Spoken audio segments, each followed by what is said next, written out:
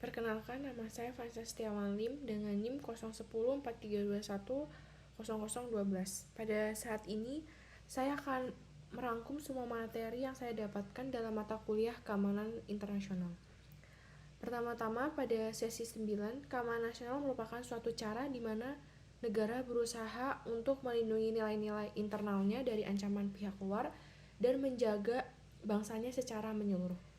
Rakyat dan bangsa menjadi urutan paling utama atau prioritas paling utama apabila suatu negara dalam keadaan terancam atau diserang atau dalam keadaan bahaya dengan menggunakan angkatan bersenjata dan menjaga rahasia negara.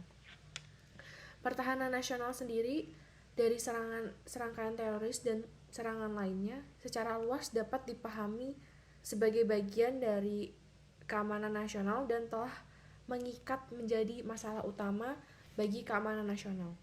Karena keamanan nasional mencakup pertahanan nasional dan perlindungan serangkaian kepentingan geopolitik, ekonomi, dan kepentingan lainnya. Maka dari itu, keamanan nasional tidak hanya mempengaruhi kebijakan negara dalam bidang pertahanan, tetapi juga mempengaruhi kebijakan luar negeri dan kebijakan lainnya. Kebijakan luar negeri dan kebijakan pertahanan harus dapat saling memperkuat, bukan sebagai zero sum trade-off, di mana jika suatu pihak memperoleh keuntungan, maka pihak lain tidak mau kalah. Dalam konteks ini, sebagai contoh pertarungan anggaran. Selanjutnya pada sesi 10, definisi grand strategi sendiri sebenarnya dapat dikatakan kompleks. Berbagai pakar memberikan definisinya sendiri-sendiri, yang dimana grand strategi ini adalah situasi negara menyatukan dan menggunakan semua instrumen kekuatan nasionalnya untuk mencapai tujuan nasional, terutama tujuan keamanan. Strategi tersebut dapat dikatakan efektif jika berhasil memberikan arahan terhadap para pemimpin nasional, pembuat kebijakan publik, dan sekutu, dan warga negara yang tentu memiliki pengaruh dalam mewujudkan kepentingan bersama. Strategi keamanan nasional pada dasarnya berusaha untuk melibatkan berbagai pihak, yaitu formal maupun informal, dan asing maupun domestik, untuk membentuk strategi jangka panjang yang bertujuan meningkatkan keamanan suatu negara. Perlu diketahui bahwa untuk menerapkan grand strategi ini tidak mudah. Terdapat beberapa keputusan yang sulit yang harus dihadapi oleh para negara, pemimpin politik, serta militer. Hal itu dikarenakan nantinya keputusan yang akan diambil dapat berdampak kepada keamanan nasional jangka panjang. Keputusan dapat dikatakan sulit karena mencakup hubungan dengan hal-hal yang tidak berwujud. Selanjutnya pada sesi 11, keamanan manusia terdiri dari dua aspek utama. Yang pertama, keamanan dari ancaman kronis seperti kelaparan, penyakit, dan penindasan, dan yang kedua, perlindungan dari gangguan tiba-tiba dan yang mengganggu dalam pola kehidupan sehari-hari, baik di rumah maupun pekerjaan ataupun di dalam lingkungan masyarakat. Ancaman seperti itu dapat terjadi di semua tingkat pendapatan dan pembangunan nasional. Konsep keamanan manusia menekankan bahwa semua orang harus dapat menjaga diri mereka sendiri dan memiliki kesempatan untuk memenuhi kebutuhan mereka yang paling penting dan untuk mencari nafkah sendiri ini. Ini akan membebaskan mereka dan memastikan bahwa mereka dapat memberikan kontribusi penuh untuk mengembangkan pembangunan mereka sendiri. Komunitas, negara, dan dunia.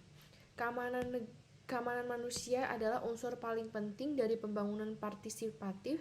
Oleh karena itu, keamanan manusia bukanlah konsep defensif seperti halnya keamanan teritorial atau militer. Sebaliknya, keamanan manusia adalah konsep integratif. Selanjutnya, pada sesi 12 yang membahas Homeland Security. Homeland Security ada karena terjadinya 9/11 di Amerika yang membuktikan bahwa adanya celah dalam keamanan internasional Amerika. Tujuan mencegah terjadinya serangan teror di teritori negara, yakni mengurangi resiko kelemahan terhadap terorisme.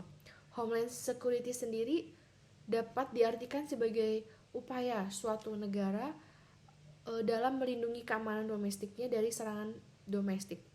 Homeland Security ini ada dari teori tindakan. Strategi tersebut menciptakan 3 tujuan. Yang pertama yakni tujuan strategis, yakni mencegah terorisme. Prioritas utamanya yakni adalah strategi. Tujuan ini mencakup peningkatan intelijen dan peringatan aktivitas teroris dan keamanan perbatasan untuk menjaga teroris dan senjata mereka keluar dari negara. Yang kedua, mengurangi kerentanan. Tujuan ini mencakup melindungi infrastruktur dan melawan terorisme yang membawa bencana. Tujuan strategis terakhir melibatkan peningkatan kemampuan negara untuk merespon jika serangan memang terjadi. Meningkatkan kesiapsiagaan dan respon darurat mencakup proses manajemen insiden yang terkoordinasi dan kemampuan respon yang efektif, mulai dari komunikasi yang dapat dioperasikan.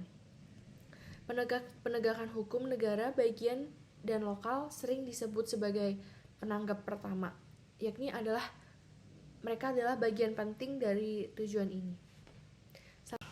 Selanjutnya pada sesi 13, yakni yang membahas mengenai pertahanan nasional. Pertahanan nasional adalah awal dari adanya strategi-strategi seperti strategi politik, strategi militer. Strategi ini berkaitan dengan perlindungan untuk rakyat dan juga negara, kekuatan potensi bangsa, penduduk teritorial, darat, laut, udara, dan luar angkasa, kekayaan alam, kekuatan real bangsa, ideologi, politik, ekonomi, dan juga sosial, teknologi, psikologi, cyber, instrumen kekuatan nasional terkait militer, intelijen, diplomasi, penegakan hukum, dan informasi finansial ekonomi. Jika ada penyerangan, maka individu-individu di dalam pemerintahan perlu merumuskan rencana untuk menghadapi ancaman terbesar dan memastikan langkah-langkah yang akan diambil jika ancaman tersebut menjadi kenyataan yang akan mengancam kedaulatan dan masa depan bangsa ataupun negara. Pertahanan nasional melindungi kepentingan negara dari luar dan dalam negeri, juga menjaga persatuan dan kesatuan negara. Bagi Indonesia sendiri, alasan membentuk strategi pertahanan adalah untuk menjadi akar dari kepentingan keamanan nasional, membentuk sistem internasional yang dimana merupakan tren global, menetapkan kapan penggunaan tenaga bersenjata dan langkah strategis dalam bidang politik, ekonomi, dan cyber. Fenomena yang terjadi di Papua merupakan tindakan kekerasan politik atau merupakan gerakan separatis. Dalam hal ini, strategi yang digunakan berfokus pada reformasi negara dengan mengangkat Papua. Salah satu strategi dalam irregular warfare ini adalah psychological engagement, yang dimana pelaksana strategi ini mengupayakan dukungan emosional dan intelektual dari masyarakat Papua. Penerapan law enforcement untuk menekan segala kekerasan dan public diplomasi untuk mengambil sisi pihak pemangku kepentingan, mengancam kedaulatan dan masa depan bangsa. Pertahanan nasional melindungi kepentingan negara dari luar dan dari dalam negeri, juga menjaga persatuan dan kesatuan negara.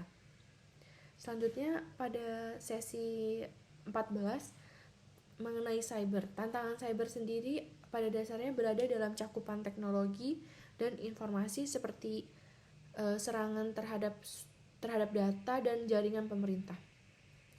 Ancaman yang muncul tersebut kemudian akan menambah kompleksitas yang harus dihadapi oleh para pembuat kebijakan, dikarenakan nantinya bisa berdampak kepada perpecahan sosial politik. Terlebih lagi, ancaman tersebut dapat melampaui batas-batas negara.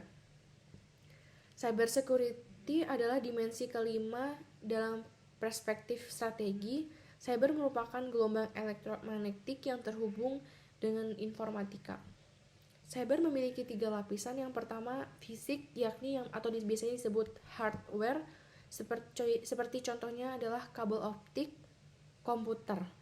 Dan selanjutnya lapisan yang kedua yakni logical layer, yang biasanya juga disebut sebagai software seperti aplikasi-aplikasi, yang dimana pada saat ini adanya aplikasi Zoom. Yang ketiga adalah persona. Cyber menjadi otak dalam suatu sistem persenjataan. Cyber power adalah sebuah kemampuan suatu negara untuk menciptakan keuntungan strategi dalam ruangan cyber tersebut. Selanjutnya pada sesi 15 yang mengenai terorisme. Terorisme merupakan salah satu ancaman yang cukup serius bagi negara, bahkan dapat mengancam keamanan internasional. Terorisme sendiri pada dasarnya memiliki 109 definisi yang beragam. Meskipun demikian, terdapat 22 elemen yang lebih signifikan di dalam terorisme. Jadi terorisme dapat dikatakan sebagai sebuah taktik, khususnya dalam bentuk taktik kekerasan yang memiliki tujuan untuk mengirim pesan kepada khalayak ramai dengan menyerang warga sipil seminimal mungkin. Biasanya terorisme dapat terjadi karena keinginan untuk mencapai tujuan politik tertentu. Selain memiliki tujuan politik, terorisme juga dapat mempunyai tujuan strategi lainnya, termasuk tujuan agama. Berbicara mengenai terorisme dengan tujuan agama bukan berarti terorisme ini dapat dilakukan oleh aktor yang menyangkut agama. Perlu ditekankan bahwa terorisme bisa dilakukan oleh aktor manapun. Adapun jenis-jenis dari terorisme yaitu yang pertama, terorisme yang dilakukan oleh aktor-aktor negara dengan cara menekankan warganya, seperti tekanan psikologis yang membuat psikologi rakyatnya terganggu. Yang kedua yaitu terorisme yang disponsori oleh negara, dan yang ketiga ialah terorisme yang dilakukan oleh suatu negara ke negara lainnya atau terorisme non-negara. Seperti yang sudah disebutkan mengenai terorisme, terdapat 19 definisi mengenai terorisme, yang dimana bottom line-nya adalah taktik bersenjata. Sesuatu yang bersenjata yang dilakukan oleh orang yang ingin mengirimkan pesan kepada orang-orang sipil yang tidak berkaitan dengan suatu pemerintah, dengan yang memiliki tujuan untuk mempengaruhi pendengarnya atau audiensnya. Terorisme ini dalam 109 definisi ada 22 elemen kunci, adanya kekerasan fisik, kekerasan psikologis. Terorisme harus memiliki tujuan politik. Dalam melakukan upaya meneror, terorisme juga menekankan tekanan psikologis kepada audiensnya. Dalam perkembangan terorisme bisa dilakukan oleh siapapun. Terorisme dibagi menjadi 3, yakni non-state terorisme, state teroris, dan yang terakhir state sponsor terorisme. Dimensi terorisme ini bisa dibagi menjadi 4 kategori, yakni adanya kemarahan, adanya jaringan sosial, dan juga adanya radikal ideologi, dan yang terakhir adanya stick and carrot policy. Social network adalah interaksi sosial yang dimana melakukan teror sebagai metode tindakan insurgen, yakni melawan sesuatu yang dianggap memiliki legitimasi. Insurgen di sini yakni berusaha untuk melakukan serangan irregular, yakni mempengaruhi suatu populasi tertentu. Adanya perbedaan antara Islamik, yakni agama, sedangkan Islamisme yakni sebuah ideologi politik yang berdasarkan dari pemahaman orang-orang. Strategi kontraterorisme nasional yakni bantuan pendidikan Amerika kepada negara-negara lain, atau bantuan pendidikan suatu negara terhadap negara-negara yang lainnya. Sekian dan terima kasih.